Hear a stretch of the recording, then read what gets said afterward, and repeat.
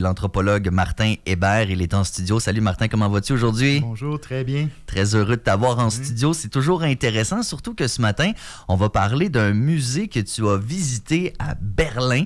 C'est quand même pas rien, mais parlant de musée, peut-être rappeler qu'ici même, à Québec, il y a un musée d'importance là, sur lequel on est en train de travailler. Tout à fait. La Ville de Québec, en 2026, va accueillir le Musée d'histoire du Québec. Donc, un lien avec notre histoire est toujours important. Ouais. Donc, ce sont des institutions culturelles quand même qui sont centrales pour préserver un patrimoine, avoir des discussions comme autour de ce fameux musée de l'histoire. Mais on peut avoir le même genre de discussion aussi à propos de notre avenir. Et il y a un certain nombre de villes à travers le monde, depuis le milieu des années 90 à peu près, qui se sont mis à développer, c'est ça, ce qu'ils appellent des musées du futur, des musées des futurs, ou la maison aussi, souvent, du futur. Est-ce que c'est plus simple parler du futur que du passé? J'ai pas nécessairement l'impression, parce que pour revenir un peu sur le musée de l'histoire du Québec, s'entendre sur l'histoire, c'est pas plus facile que d'essayer de deviner le futur, j'ai l'impression. Tout à fait. Un et l'autre sont aussi polémiques, les deux. Mais, puis les deux, curieusement, ont suivi des courbes semblables, c'est-à-dire les musées d'histoire sont nés pour célébrer le patrimoine national, l'unité d'un peuple, etc. En fait, l'origine des musées du futur, elle est à trouver dans les expositions universelles et surtout dans les musées de sciences et technologies. Donc, tout le monde les connaît, qui étaient, ou qui sont encore dans certains cas, des musées qui célèbrent les succès de l'industrie, d'abord, au 19e siècle, et graduellement les succès de la technologie, souvent avec une trame très orientée sur l'exploitation des ressources, comment on a vaincu la forêt canadienne et transformé tout ça en 2x4, etc., là, qui étaient vraiment des gros thèmes. Moi, j'ai grandi dans la région de l'Outaouais, là, où il y a évidemment le Musée national des sciences et technologies, où il y avait les grosses locomotives, là, puis... Donc, ce qu'on a voulu faire au milieu des années 90, c'est de commencer à dire, le futur, c'est plus compliqué que ce récit simple-là, de simple conquête technologique du monde. Le premier pays à le faire, c'est le Brésil. Il faudra qu'on en reparle à un moment donné. J'espère pouvoir le visiter avant qu'on fasse une chronique là-dessus. Je te le souhaite. Oui. Qui ont ouvert leur maison du futur au singulier en 1996. Et le Brésil a pris une orientation qui était quand même peu commune. En fait, c'était très innovateur, où il a décidé, le gouvernement brésilien a décidé d'inclure, par exemple, les connaissances autochtones dans leur musée du futur. Donc, en disant, oui, il y a le développement technologique, mais en même temps, il faut s'appuyer sur des sagesses ancestrales, il faut s'appuyer sur une diversité de savoirs et de connaissances. Donc, c'est 96, c'est juste un peu après le sommet de Rio, là, donc c'est carrément un projet qui a émergé de ça, où le Brésil voulait vraiment se positionner comme un leader sur l'imagination d'un autre monde, d'un autre futur possible. La projection du futur. Donc, des musées axés sur le futur, il y en a quelques-uns sur la boule. Martin Hébert, tu en as visité un, toi. C'est ça. Donc, le Futurium de Berlin a la distinction d'être le premier en Europe. OK. Donc, il a ouvert ses portes en 2019. Donc, quand même, c'est une tendance qui est relativement récente, là. L'idée remonte à 2012. Ça a pris 7 ans là, à le concevoir. Et justement, il est entièrement construit autour de cette notion, justement, de ne pas glorifier uniquement la technologie, de dire, la technologie, elle est là, mais le futur va être le produit idéalement d'une délibération entre humains, une délibération entre nous pour se poser la question, quel monde voulons-nous habiter? Et ça, c'est le thème qui revient partout dans l'exposition, là. Quel monde voulez-vous habiter? Et pour renforcer ce thème-là, ce qu'ils font, c'est qu'ils te donnent un petit bracelet à l'entrée. Et au fil de l'exposition, tu as plein de stations où on te demande de prendre position sur toutes sortes d'enjeux, disons, très actuels, là. Le degré de confort qu'une personne peut avoir face à un robot, par exemple. Donc, tu interagis avec un robot, est-ce que tu es à l'aise avec ça, est-ce que tu as des doutes? Et ça va des fois dans vraiment dans des éléments très pointus, là. Par exemple, le calcul dynamique des prix, là, qui commence un peu à être un enjeu autour des billets d'avion. Le fait que... Avec la popularité, l'offre, la demande, c'est ça? Comme aussi certains services de transport. Il y a des restos qui commencent ça. Il y a des restos que si tu y vas, mettons, entre 2 et 4 l'après-midi où c'est mort, là, c'est moins cher. Exactement. La tarification dynamique, ça fait partie des discussions actuelles, effectivement. Tout à fait. Donc, l'arrimage entre la consommation et l'intelligence artificielle. Et là, ben justement, tu as la possibilité d'interagir, de faire des choix et graduellement, au fil de l'exposition, il y a comme un profil qui se dégage, puis en bout de ligne, ils font une sorte de bilan. Là. Est-ce que tu es une personne qui est optimiste, une personne qui est plus pessimiste face au futur? Est-ce que tu penses que la technologie va résoudre nos problèmes ou en fait la technologie fait partie du problème, etc. Donc, toi, tu étais quoi comme profil, Martin? Moi, j'ai une fibre utopiste, là, donc... On la partage. Oui, ça ressort beaucoup. Donc, ça, on n'y échappe pas.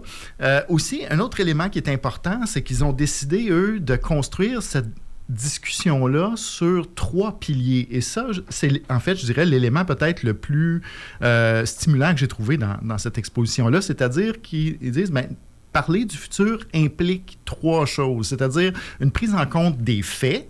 On a beaucoup ça dans le débat public, avoir des politiques publiques basées sur des faits établis, etc. Mais ils disent, ben, OK, les faits, c'est important, mais aussi, ils disent, ben, les opinions, c'est important. Et les impressions, c'est important.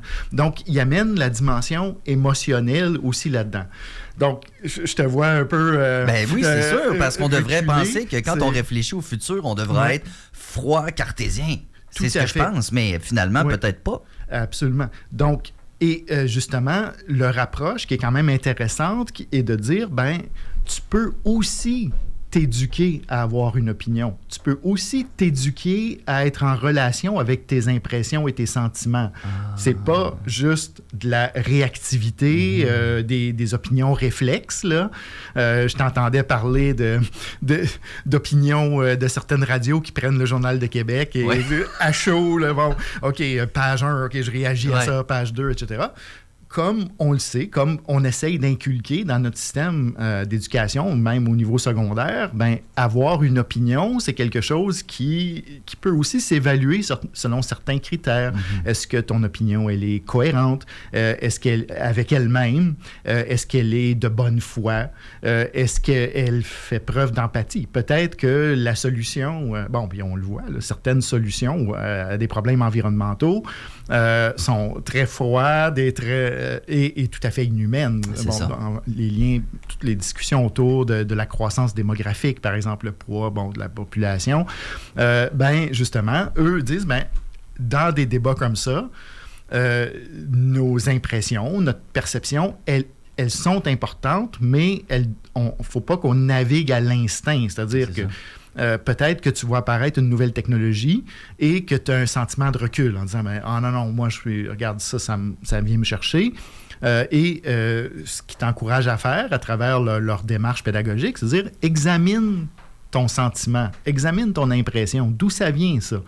C'est possible que le malaise naisse d'un vrai problème, c'est peut-être juste que tu te braques ou...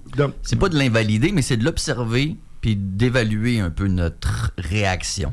L'observer un peu avec distance en essayant de l'évaluer puis de dire, pourquoi je réagis comme ça, puis d'essayer de comprendre plutôt que juste de se fier à son ressenti spontané. Oui, et l'idée ici est d'arrimer les 3, c'est-à-dire c'est pas de négliger les faits. Les faits sont aussi importants, mais de dire, OK, est-ce que mon impression, elle correspond aux faits qui sont avérés et vérifiés? Est-ce qu'il y a un écart entre les deux? Est-ce que je suis dans le champ? Donc, tout ce qu'ils veulent dans ces approches-là, c'est de faire tourner les petits rouages dans la tête des gens pour dire, avoir une idée arrêtée et surtout une idée qui est juste réactive comme ça, c'est peut-être pas la meilleure approche non plus. Martin Hébert, anthropologue, quand on parle de ces musées du futur, est-ce que tu penses que vraiment les gouvernements et les organisations responsables considèrent et prennent en considération justement ces expositions-là, ces musées-là pour développer le futur, ou est-ce que ça demeure strictement ludique? Oui, en fait, il y a des débats autour de ces questions-là en disant, OK, ouais, c'est encore des musées qui sont subventionnés par le gouvernement, qui veulent promouvoir leur industrie nationale, donc des superpuissances technologiques comme l'Allemagne, mais d'autres pays, en profitent peut-être pour vendre leur salade un peu. Il y a de ça. Ça, c'est l'héritage des musées de sciences et technologies aussi. Mais en même temps, à un moment donné, ce qui sort de ces débats-là, de ces délibérations-là, ne peut pas être ignoré non plus. Par exemple, le musée lui-même a été conçu vraiment par une approche qu'on appelle l'architecture spéculative. Donc, le musée lui-même, la bâtisse, se veut un modèle pour un bâtiment gouvernemental donc éco-responsable, un espace de délibération, etc. Donc, il y a des traces qui existent, il y a ces opinions, ces discussions-là se concrétisent matériellement dans des projets, dans des conférences, dans des bâtisses, dans des jardins. Qui pourrait inspirer donc la suite des choses. Tout à fait. Donc, il y a un aspect productif, certainement, là, qui est là. De ce côté-là, donc ça reste très pertinent, les fameux musées du futur. Est-ce que c'est quelque chose qui, tu penses, pourrait avoir sa place au Québec? Tout à fait. Et, faudrait voir, mais ce serait possiblement le premier en Amérique du Nord. Donc, pourquoi pas? À prendre en considération, oui. Certainement. Et si jamais c'est le cas, tu seras là pour nous en parler. Martin Hébert, anthropologue. Merci beaucoup d'avoir pris le temps de nous visiter encore une fois ce matin, puis on se reparle dans 2 semaines. C'est toujours bien trippant. Ça fait plaisir. Merci, bonne journée. 8h43 sur les ondes de CKIA 88.3, la radio urbaine de Québec. On revient dans un instant. Nous aurons la candidate pour Respect citoyen ici dans Saint-Roch-Saint-Sauveur, Mme Mélanie Leroux, qui sera en studio. On pourra écouter ce qu'elle a à nous proposer. Le temps de s'offrir Louis Clavis. Ça, c'est pour tous ceux qui s'en vont à la job ce matin. Je fais de la musique pour pas me trouver une job, trouver une job, trouver une job.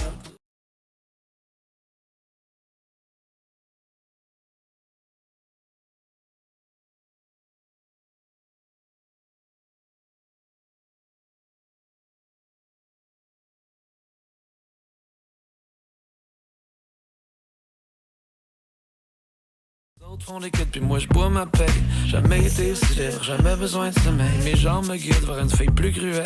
Se sentir vivre, souffrir pour la peine. Y'a un petit revenez-y dans le goût de la défaite. Se lever habillé dans son lit pas défaite.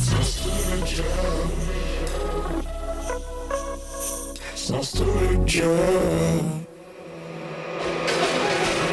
Trouver une job, trouver une job. Trouver une job, trouver une job. Je fais de la musique pour pas me trouver une job.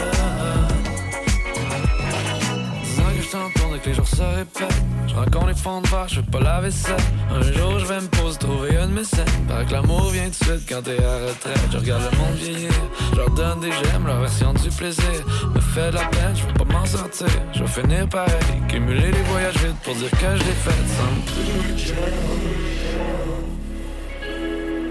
sans story.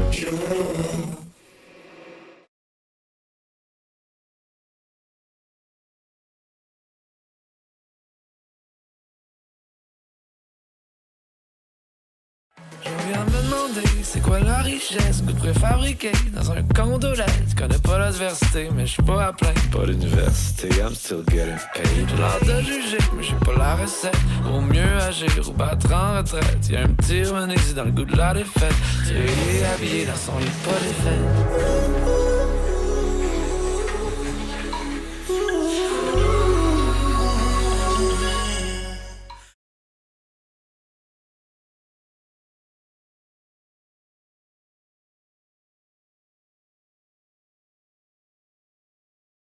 Trouver une job, trouver une job. Je fais de la musique pour pas me trouver une job.